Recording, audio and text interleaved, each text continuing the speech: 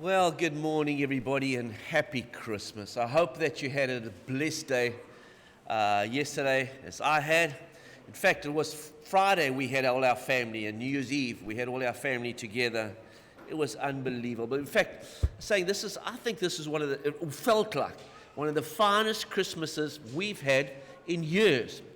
Because the previous Christmas, remember, COVID was just like, it was really messed up. And then the previous Christmas, I seem to remember, in fact, I should have asked you this, Cody, but Christmas morning we got a call from Cody to say, it's just been confirmed, I've got COVID, sorry, I won't be there today. So that was that was 2020.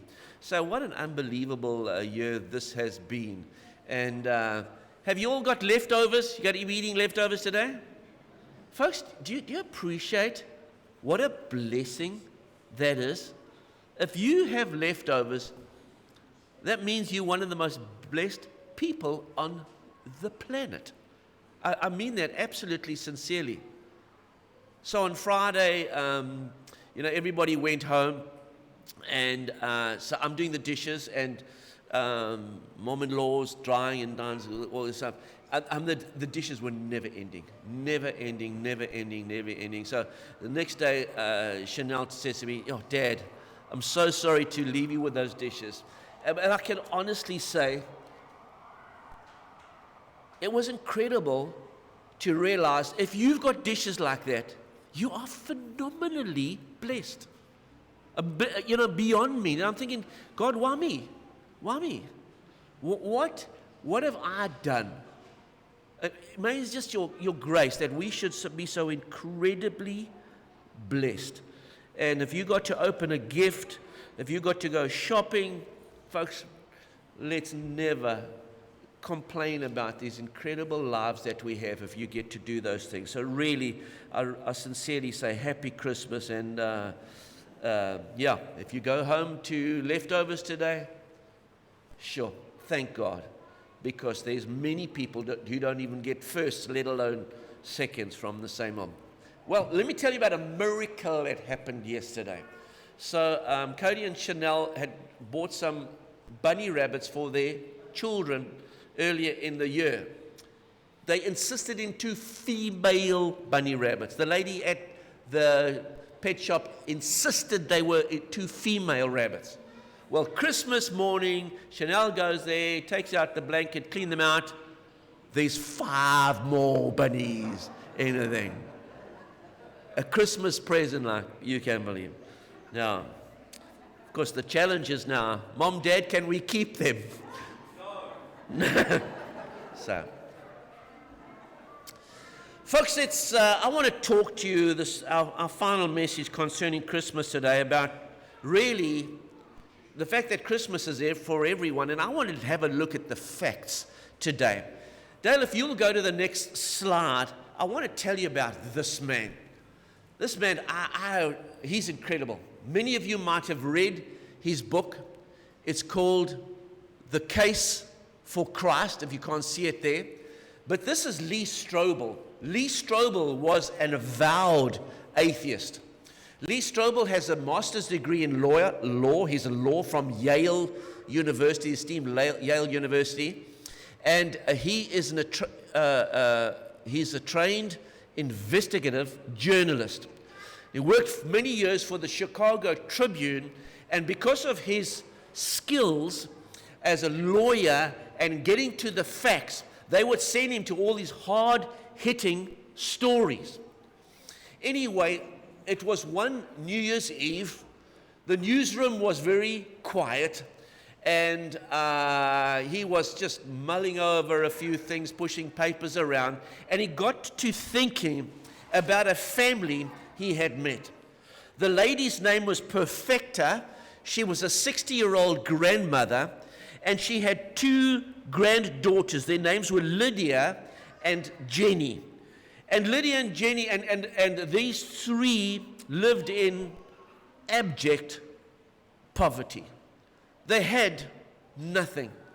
He said I can't remember what the reason was, but he had to go into where they were staying. There was nothing. He said those Chicago winters get bitterly cold. but the two daughters only had one jersey between them.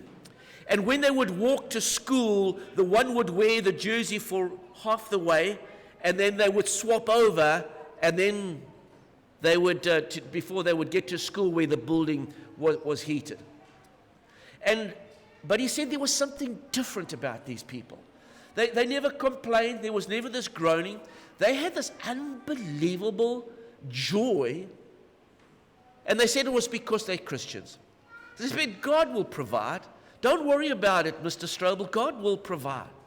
And so what he did is he wrote a story about them in the Chicago Tribune. And the word went out about these people living in this poverty. And I tell you what, the food and the stuff and the clothing just poured in. And so that one New Year's Eve, he decided he will go and just see how they were doing after the story had broken a little while earlier. And he goes to see them, and guess what they're doing? They're boxing up all the stuff that they had received to give it to other people who they deemed less fortunate than they were. He was mind blown. He said, what are you doing? And he's thinking, if I was in your situation, I would be hoarding this stuff, because I know, you know what, this hardship is not going to end like that. Because once this food is gone, it's gone. Once this money that has been collected is gone, it's gone. And you're giving it away to other people. And he asked Perfecta, the 60-year-old grandmother, why do you do this? And she said, we've got peace despite our poverty, because we believe in God, and he gave his son on a Christmas day for us. He said he couldn't understand this joy that they had, which was encouched in extreme generosity. They were giving away the stuff that was given to them. And he said he only had this loneliness of ambition. What is the next promotion? What is the next job? Which is the next big breaking story that he could write on? And he said these people were looking heavenward. All he was doing was looking inward, and he was empty. So he, as being this avowed atheist, said, what I'm going to do is I'm going to look at the case for Jesus from the facts. I mean, surely this is a figment of his imagination. How can these people believe in this? It's all it's a fable that's passed down for years to years. And so what he did, he went to check out the facts for Jesus Christ. Of course, for those of you who know the story, because of that investigation he did, Lee would become a Christian. He would write this book called The Case for Christ. It sold over 5 million copies. He would actually give up his job, and he would go around speaking and tell people, listen, you've got to believe in Jesus. This is not just a fable, it is real. And he took his cue, he said, from Luke chapter 2, verses 15 to verse 16. When the angels had left them and gone into heaven, the shepherds, they said to one another, let's go to Jerusalem, let's go to Bethlehem and see this thing that has happened. Not, hey, thank you, angels, we accept what you've told us, that's wonderful. No. Let's listen. We want to check this thing out with our own eyes. So I tell you what, let's pack up and let's go to Bethlehem and see for ourselves. I don't know what they did with their sheep, but that's what they did. Let's see what this thing that has happened, which the Lord has told us about through the angels.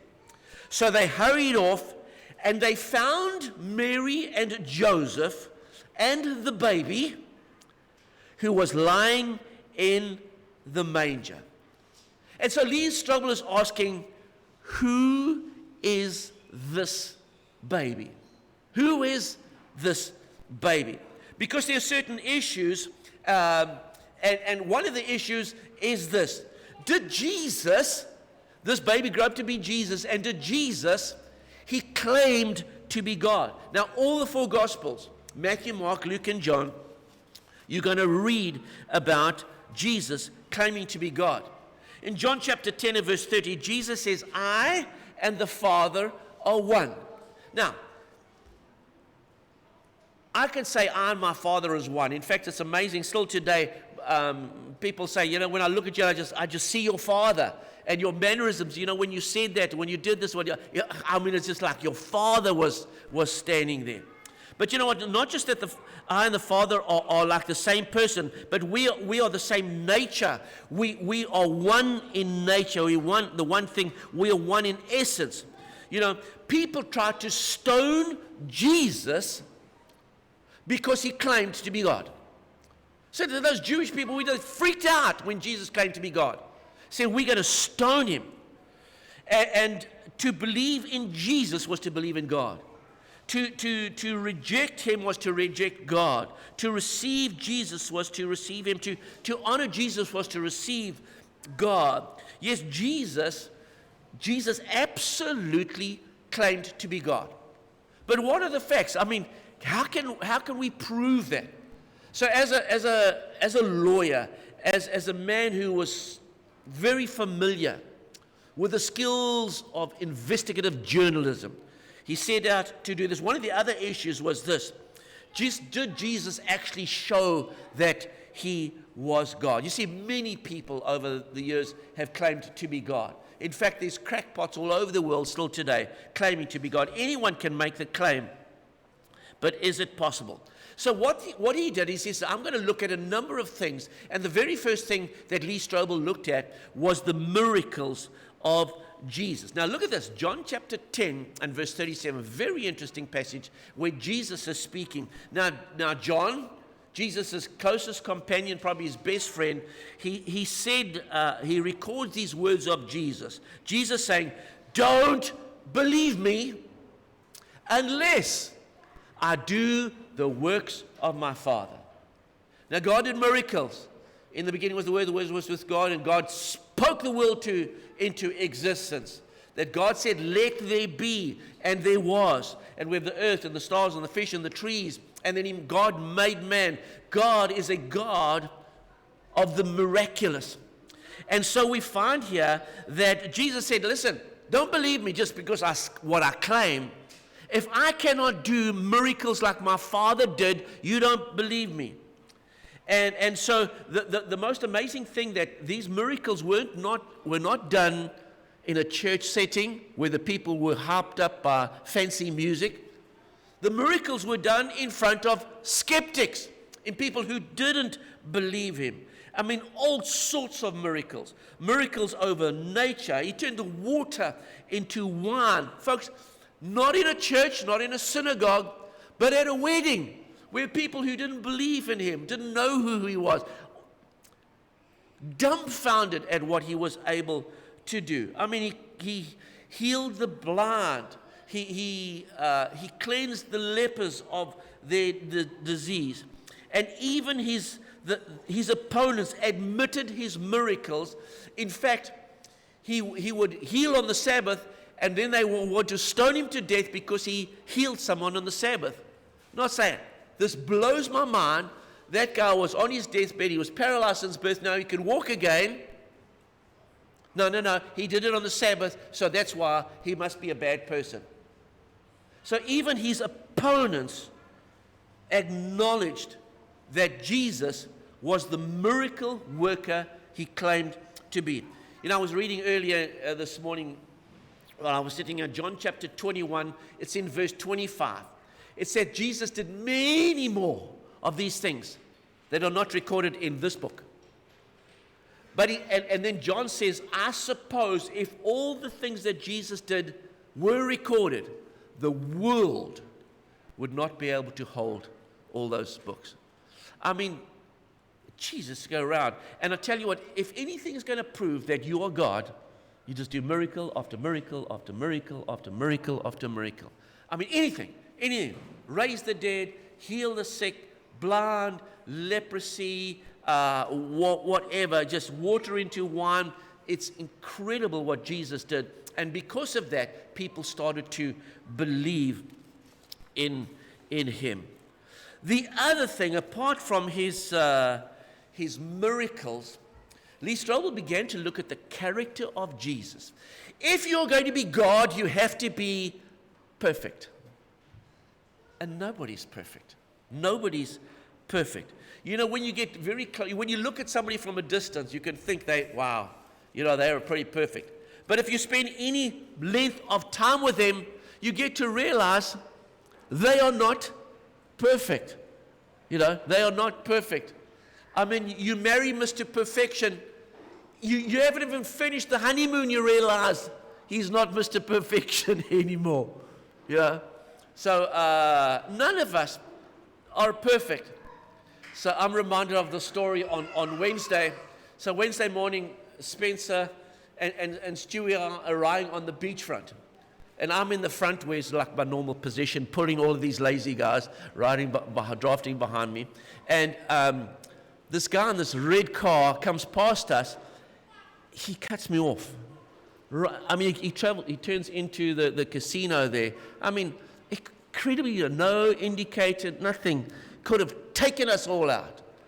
And so in my moment of weakness, I called him 2 words. So Spencer has got this incredible memory. He remembers these 2 words.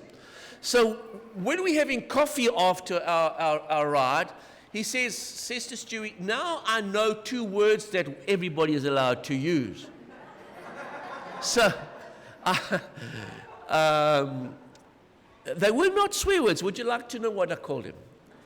I called him so he could hear. I called him a moron, which was probably a little harsh. So and I called him a chop. Said, you're such a chop. So if you ever hear these words that Spencer and Brian Schutt's going to be using on other errant drivers, it came from the preacher, because the preacher is fallible. You spend even time with the preacher, you realize he doesn't always keep his cool. And when people try to murder him on the roads, sometimes he gets a little irate. But I tell you what, there was 2 people who got to spend time with Jesus. I mean, a lot of people got to spend time with Jesus. And I discovered this guy, he's perfect. He's perfect. Look what John had to say, 1 John chapter 3 and verse 5. Remember, Jesus said to John, John, behold your mother, mother, behold your son. I mean, this was his closest. This is the person closest to him. And they discovered Jesus' moral perfection. And John would say, in him is no sin. 5 words. I mean, that is staggering. That anybody could write about anybody. None of us, it could be written about no one else in this entire world. In him or in her is no sin. 1 Peter chapter 2 and verse 2, the other person who spent the most time with Jesus is the Apostle Peter. Remember the guy who walked on the water and all that stuff? He, talking about Jesus, he committed no sin, and no deceit was found in his mouth. That is staggering. You spend your whole life with this guy, or let's say 3 years to be more exact, and you never hear him say something out of place. And no deceit was found in his mouth. Here's an interesting thing. If you're ever going to decide there's a weakness in somebody, it's going to start with the mouth, eh? You're going to just say something that you should have.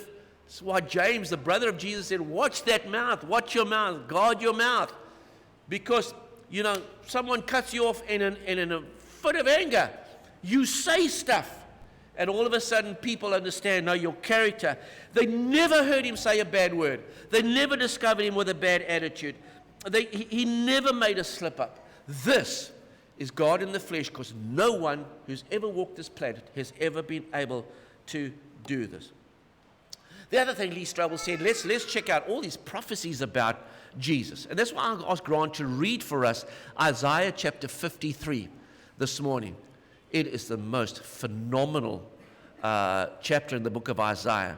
And it's got, while Grant was reading, I was trying to count the number of prophecies, and I got lost. I think I got to about 12, and there is more than that.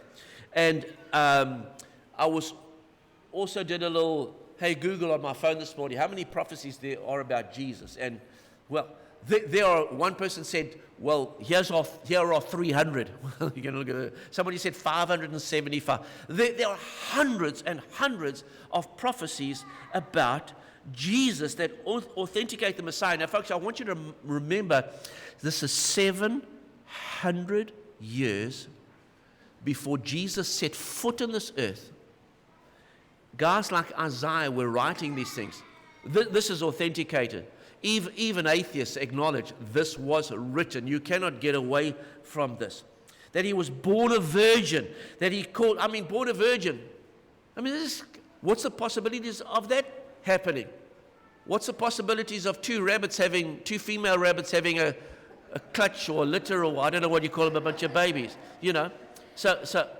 And this was predicted. He would be the seed of Abraham, the tribe of Judah, the house of David. He would be born in Bethlehem. He would cleanse the temple. His hands and his feet would be pierced. He would be raised from the dead. He would be sit at the right hand of the Father. So Isaiah 53, what Grant read, all these prophecies about the suffering and the death of Jesus. So let me tell you about this man, Dr. Peter Stoner. Dr. Peter Stoner is a mathematician. He is a guru. He's moved around from different universities. When he did this research, he was at the University of California. There you have him as a PhD astrophysics, Cornell University. And he said, can we quantify this? Can we, with mathematical probability, say, man, possibly these predictions could be someone else other than Jesus? So what he did is he got his students and his grad students, 600 of them, and they worked on this for a number of years, and they ran the numbers and they said, what are the odds? They developed all these algorithms, and they said the chance of any human being fulfilling 48 of, and there's just 12, by the way. There's one, that one on your screen, it says the probability of just 8 of the prophecies being fulfilled in one person is 1 in 10 to the power of 17. 1 in 17 not. So while at the University of California, they ran this, and they said, what about the odds of 48 of these prophecies should be filled in just one person? What couldn't it be Spencer or Cody or Derek? So what about somebody else?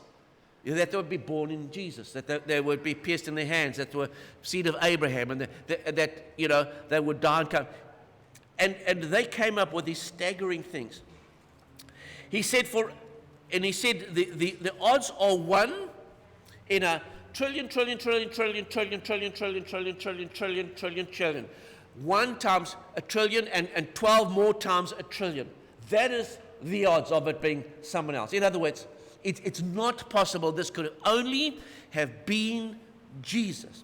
And he said, trying to get that idea in your mind, he said, what you need to do is to take one atom, just one atom.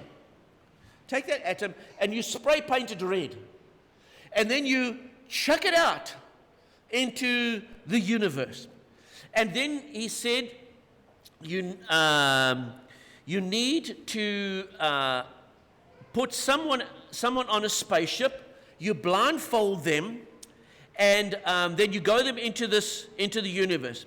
But the universe must not just be our universe, it must be a trillion billion universes. That's how many universes must be out there. You put them on the spaceship, blindfolded, and you send them out into space. And they ride around, and then randomly, they just pull the handbrake, and they stop, and they open the window blindfolded. Then they must take tweezers.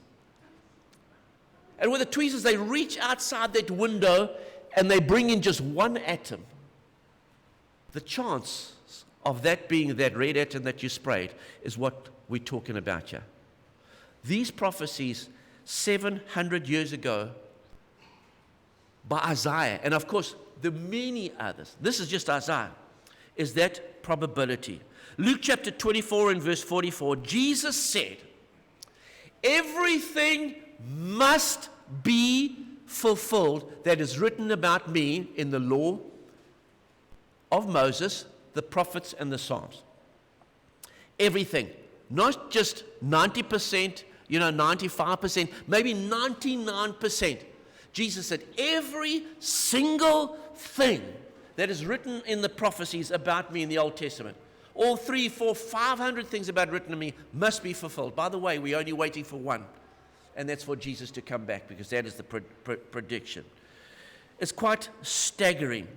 And then finally, I'll leave you with this morning. Lee Strobel says, I'm going to visit the resurrection, because the resurrection, everything hangs. If Jesus didn't rise from the dead, nothing else matters. And so he said, let's check out these credentials about Jesus.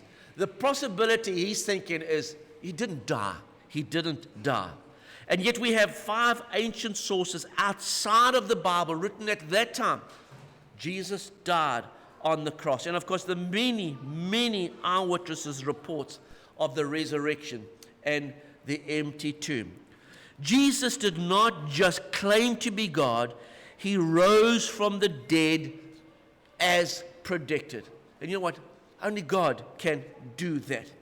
The Journal of American Medical Association, a secular, scientific, peer-reviewed medical journal, carried an investigation into the death of Jesus, and their conclusion was this. Clearly, the weight of the historical and medical evidence indicates that Jesus was dead before the wound on his side was inflicted. And do you remember how it was inflicted? They pushed a sword, and what came out? Blood and water. And they said from their investigation, these medical professions, peer-reviewed, said Jesus, he was dead before that even happened.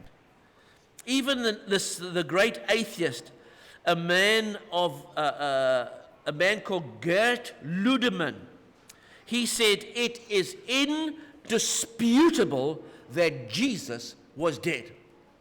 Don't come and say it was all glass and mirrors, it was all, he was hidden in secret rooms and stuff. It's indisputable that he died.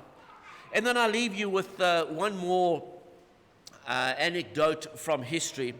There's this man by the name of Sir Lionel Luckhoo. Now, Sir Lionel Luckhoo is considered the greatest lawyer of all time. In fact, he's listed in the Guinness Book of Records as the greatest lawyer. The cases that he's tried, the stuff that he's pulled, people are aghast. This guy's phenomenal brain and what he's able to do in the legal fraternity. In fact, I hear that every lawyer just wants to, hey, let's study Sir Lionel Luckhoo. He's got to be the greatest of all time. We want to emulate him. We want to be with him. And he looked at the facts, and this is what he had to say. I say unequivocally that the evidence for the resurrection of Jesus Christ is so overwhelming that it compels acceptance by proof, which leaves absolutely no room for doubt. Folks, the reason we're here today, there is no doubt. There is no doubt. And I'm really hoping as you've come here this morning, maybe, you go through that, because sometimes maybe I wonder, but really, is Jesus who he says he is? Well, I'm hoping this morning this lesson could help you in that. It is indisputable that Jesus was dead and that they put him in a grave and he rose from the dead. The verdict is out, folks.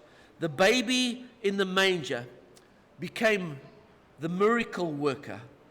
He became the grace offering for you and I. He became the resurrection, and he became the one and only Son of God. John chapter 10 and verse 10. Jesus said, I've come that you might have life, and life in abundance. And you know what? Only God can give that. No one else. No one else has the credentials to give you the abundant life but Jesus. So Christmas is not just wishful thinking. There is undeniable historical evidence that God visited this planet in the form of Jesus, and he died on the cross. He showed us how to live, and he's gone home to prepare a place for you. So I leave you with this scripture this morning. You'll find it in Revelation chapter 3 and verse 20. Look, says Jesus, I stand at the door and knock. If you hear my voice and open the door, I will come in, and we will share a meal together as friends. It's the New International Version, by the way. Isn't that staggering? So God is saying to you today, if you'll just open the door, I'm there. Let me into your life. I will have a meal with you that will knock your Christmas socks right off. And you know what? This is our chance today. And I don't know whether, maybe someone's here this morning. You really haven't given yourself the greatest gift of all. Maybe you went shopping, you bought yourself a present this Christmas. But the greatest gift you can give yourself is Jesus. Maybe someone's watching online this morning. And you know, maybe your life has waned. You've forgotten that there is evidence that demands a verdict. And there is a case for Jesus. I really would encourage you this morning, if you haven't been baptized into Jesus Christ, give yourself the gift of Jesus this morning. Let's stand together as we sing.